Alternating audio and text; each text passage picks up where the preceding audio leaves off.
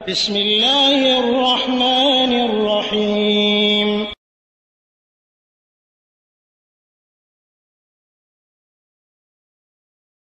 সালাম ও রহমতুল্লাহি ওয়া বারাকাতুহু। সেলিম ভাই হাইল সৌদি আরব থেকে জানতে চেয়েছিলেন যে আমরা অনেককে দেখি শুধু ফরজ পড়ে উঠে চলে যায়, সুন্নাত পড়ে না। তো সুন্নাত না পড়লে গুনাহ হবে কি না, বা সুন্নাত না পড়লে কি হয়? তো এই বিষয়ে যেটি বলবো, সুন্নাতের অবশ্যই গুরুত্ব আছে, সুন্নাত নামাজের অবশ্যই গুরুত্ব আছে, সুন্নাতকে অবহেলা করা যাবে না। কেউ যদি ইচ্ছাকৃতভাবে অস্বীকার করে যে সুন্নাত না পড়লেই বা কি, তাহলে সে অবশ্যই গুনাহগার হবে বা পাপী হবে। আর এমনিতেই কাজের কারণে বা কোনো সমস্যার কারণে ফরজ পড়ে চলে গেল, তাতে কোনো সমস্যা নেই, গুনাহ হবে না। তবে যে সোয়াব পেত সুন্নাত পড়লে, সেই সোয়াব থেকে বঞ্চিত হবে। যেমন রাসূল সাল্লাল্লাহু আলাইহি ওয়াসাল্লাম বলছেন যে দিনে রাত্রে 5 ওয়াক্তে 12 রাকাত সুন্নাত যে ব্যক্তি আদায় করবে, তার জন্য আল্লাহ তাআলা জান্নাতে একটা ঘর নির্মাণ করবেন। তাহলে সেটা থেকে আপনি বঞ্চিত হলেন সুন্নাত না পড়লে। আরো বলা হয়েছে যে যে ব্যক্তি জোহরের 4 রাকাত পূর্বে সুন্নাত পড়লো বা পরে 4 রাকাত পড়লো, এইভাবে আর কিছু হাদিস আছে, তার জন্য জাহান্নামই হারাম, তার জন্য জান্নাত জাহান্নামের আগুন স্পর্শ করবে না। এভাবে যে সবগুলো বলা হয়েছে, সেগুলো সে পাবে না।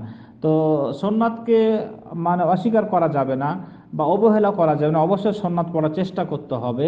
যে সওয়াবগুলো আছে সেগুলো অবশ্যই পাবে। যেমন বলা হয়েছে কিয়ামতের দিন যখন কোনো বান্দার নেকির পাল্লা হালকা হয়ে যাবে, কিছু নেকির জন্য তাকে জাহান্নামে যেতে হচ্ছে, পাপ বেশি হয়ে গেছে, তো ওই ক্ষেত্রে আল্লাহ তাআলা ফেরেশতাদেরকে বলবে যে দেখো তার কোন নফল ইবাদত আছে কিনা, তার নফল বা সুন্নাত ইবাদত আছে কিনা খোঁজ করে বের করো।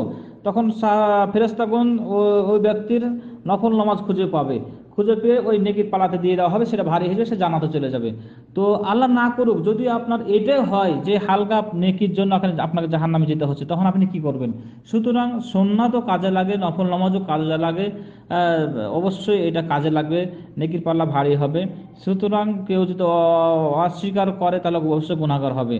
হ্যাঁ, তো সওয়াবের দিকে খেয়াল রাখতে হবে, সুন্নাত আদায় করার চেষ্টা করতে হবে। যে 5 ওয়াক্ত নামাজ যে সুন্নাতগুলো আছে সেগুলো অবশ্যই পড়ার চেষ্টা করতে হবে।